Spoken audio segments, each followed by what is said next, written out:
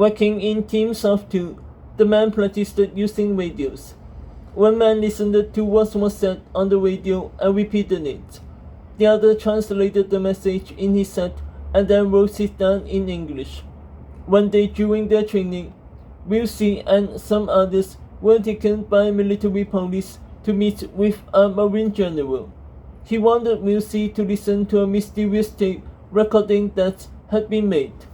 The general was so worried about the sounds on the tape that he had put the whole base on alert for an enemy attack.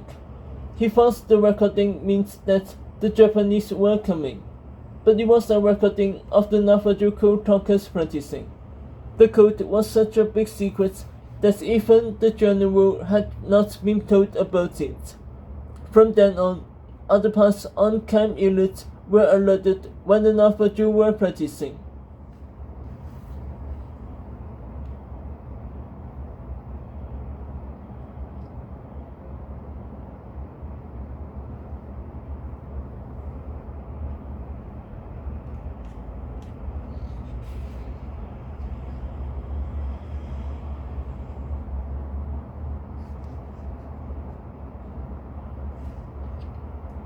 In October 1942, 27 of the original 29 Navajo were sent west toward the fighting on islands in the Pacific Ocean. Some men stayed behind in Camp Elliott to train new Navajo recruits. Dozens more Navajo volunteers were on the way to become Marines and to learn the code. The Marines had seen what the first code talkers could do. They wanted to get more Navajo code talkers ready to join them.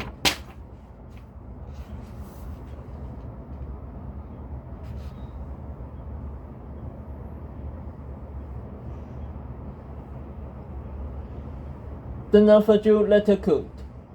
This is the first alphabet that was created in the Navajo code. Later, other code words were added for letters that were used often.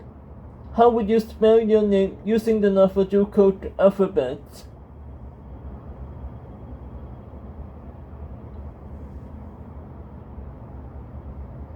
A. Ant. B. Bear. C. Cat. D. Deer. E. Egg. F. Fox. G. Goat. H. Horse. I. Ice. J. Jackass. K. Kid. L. Lamb. M. Mouse. N. Nut. O. Owl. P. Pig. Q. Quiver. R. Rabbit. S. Sheep. T. Turkey. U. Yeti. V. Victor. W. Whistle. X. Cross. Y. Euchre. Z. Sing.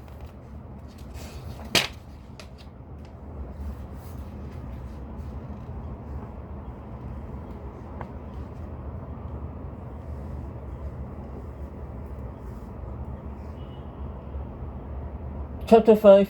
The Code in Action. The key to the Navajo Code was secrecy. The Japanese could never find out about it.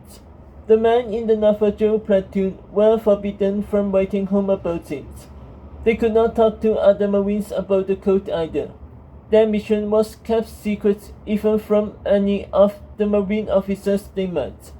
All that secrecy means that getting the Navajo Code into action would take a little extra work.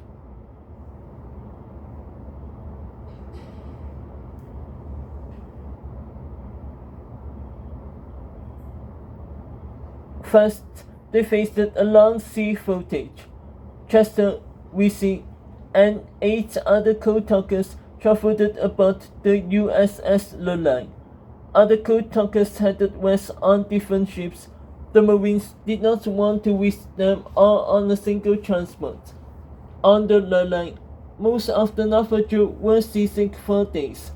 Life in the Arizona desert had not prepared them for the big waves of the Pacific Ocean. The ship stopped first in Hawaii, but the coal tankers were not allowed to go ashore there. Their mission had to remain a secret. The next stop, more than 2 weeks later, would be the island of New Caledonia, about 900 miles east of Australia.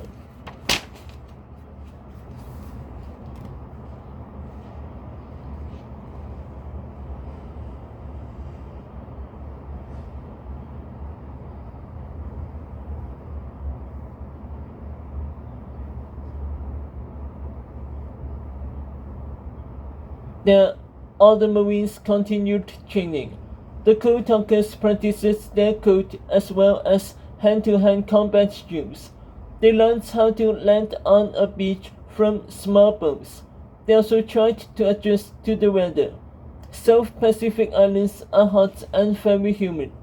Often, the men would jump into the ocean in full uniform just to cool off for a few moments. Then, in early November 1942, the coal tankers got their orders. They would join the 1st Marine Division heading to Guadalcanal, part of the Solomon Islands north of New Caledonia. The US military had recently landed on Guadalcanal, but most of the island was still held by the Japanese. This was one of the first stops in the United States island hopping strategy.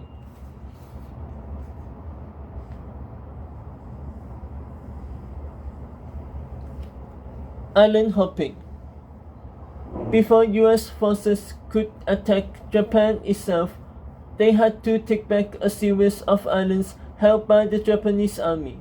The plan was for the US forces to move west from place to place, island hopping as it was called. With each successful mission on an island, they would get closer to Japan itself. Using Navy ships and airplanes and marine landing forces, the US military aimed for places like the Marshall Islands, the Solomon Islands, the Mariana Islands, Iwo Jima, and others.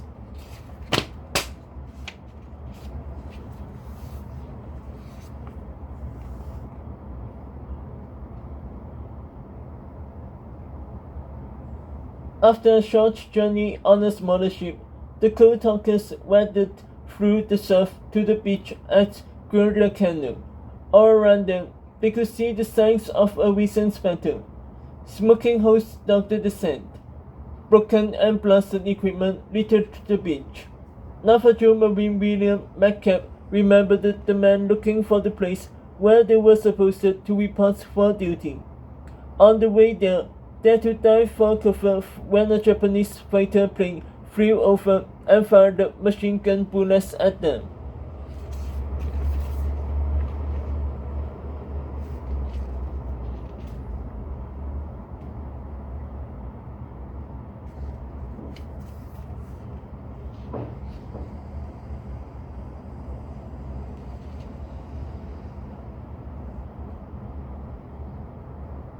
After locating the Marines' headquarters, the coal tankers faced another challenge.